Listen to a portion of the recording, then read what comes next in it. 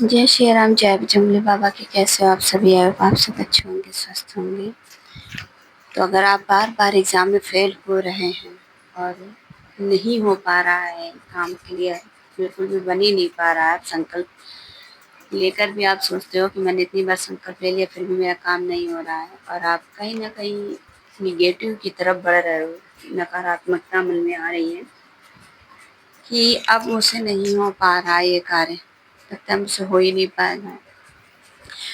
तो देखिए, कोई भी कार्य होता है, आपको आपके कर्मों के अनुसार भी फल मिलता है। हो सकता हो कहीं आप ऐसा तो नहीं कि आप गलत चीज़ में तैयारी कर रहे हो, आपके भाग्य में हो सिविल सर्विसेज़, आप तैयारी कर रहे हो टीचर्स की, तो इन सब चीज़ों का भी बड़ा इफ़ेक्ट पड़ता है। कहते हैं ना कि हमें मंज़िल मिली थी इस रास्ते पर और हम चले गए दूसरे रास्ते पर। जब आप सही सटीक रास्ता चुनोगे तभी आपको सफलता मिलेगी। कई बार होता क्या है कि लोग मेहनत भी करते हैं, 1 नंबर 2 नंबर से अगर अटक रहे हो तो कहीं न कहीं इसमें कहते हैं कि कुछ भाग्य दोष भी पड़ता है। हो सकता है आपका भाग्य आपके साथ ना हो और भाग्य का, कर्मों का भी बड़ा प्रभाव पड़ता है हमारे जीवन पर। ऐसा नहीं है कि हम जो सोचते हैं वही हो जाए एक बार में, नहीं। कितनी बार होता है इंसान एक ही चीज़ को, कहते हैं कोई व्यक्ति एक ही बार में एक चीज़ को सीख लेता है, उस चीज़ की मनोकामना उसकी पूरी हो जाती है। कोई होता है कितनी मेहनत करता है उस चीज़ में, तब जाकर के कहीं उसकी मनोकामना पूरी हो पाती है। तो संघर्ष करना जीवन का हमारा पहला कर्तव्य है। संघर्ष के बिना तो हम कुछ भी नहीं हैं। हम अपनी मनोकामना पूरी करना तो चाहते हैं पर होती नहीं है। कभी-कदार होते हैं कितने लोग झूठ भी बोलते हैं कि हाँ, मैंने इतना संकल्प लिया। क्या वो संकल्प आपका सही तरीके से था या नहीं था? या फिर कहीं कोई मिस्टेक तो नहीं हो गई? आपको मैंने बताया इस तरह से करने का, कुछ गड़बड़ हो गई।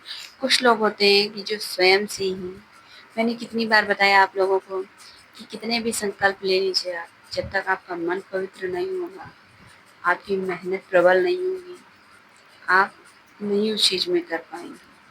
हमारा उद्देश्य होता है कि आप अपनी मेहनत बरकरार कीजिए। जो त्रुटि, जो कमी, जो भाग्य कर्म साथ नहीं देता है, वो हमारे हनुमान जी सारी विघ्न बाधाओं को दूर करके उस व्यक्ति को आगे निकालते हैं।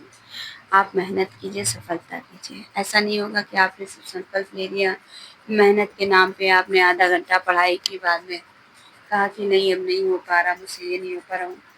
ऐसा करने से नहीं होता कुछ भी। किसी भी कार्य में आप जाओ, आप एक छोटे से छोटा भी कार्य करते हो उसमें भी आपको मेहनत करनी ही पड़ती है। आने वाले मंगलवार में एग्ज़ाम, जिन लोगों ने जून में एग्ज़ाम दे दिया है, अगर सच्चे मन से वो अपने कार्य को करेंगे, आपने एग्ज़ाम तो दे दिया, अब तो उसमें कुछ नहीं किया जा सकता। अब जो कहीं त्रुटि रह गई होगी वो हनुमान जी पूरी करेंगे। आप बस इसी मंगलवार से लीजिए संकल्प और संकल्प आप लीजिए 3 दिन का।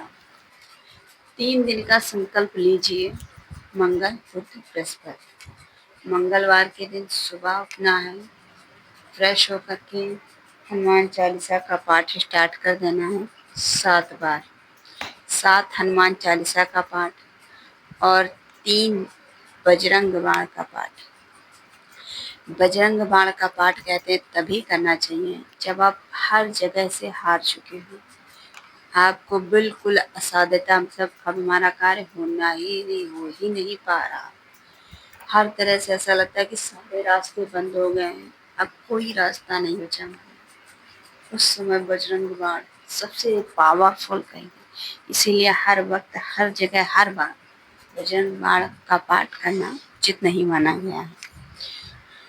जिस ज़मीन पे आप बैठकर पूजा करें वहाँ पर शुद्ध साफ-सफाई कीजिए, आसन बिछाइए, चौकी, बिना आसन के भी पूजा संपूर्ण नहीं मानी जाती है।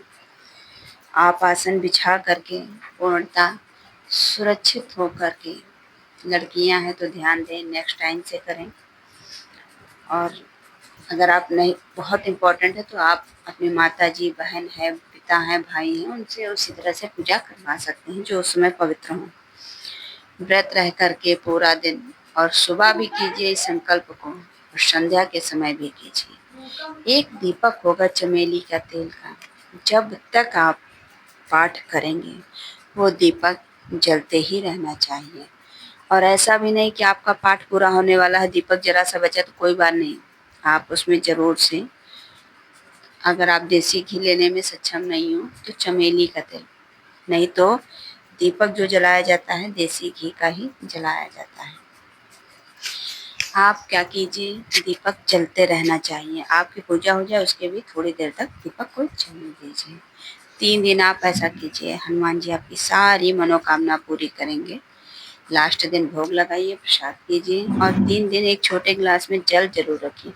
वो अभिमंत्रित जल होगा, आप उसे लास्ट में पी लीजिए और एक संकल्प फिर लीजिए कि यदि आपका कार्य हो गया तो आप करोगे। आप मंदिर में दर्शन करने जाओगे, घंटी बाँधोगे या पुनः इस संकल्प को करोगे, ऐसा भी आपको करना बहुत उचित रहेगा।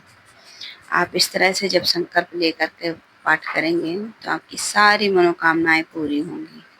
इसमें कोई भी संदेह नहीं है। कमेंट में जय सिया राम, जय बजरंग बाबा ज़रूर से लिखिए।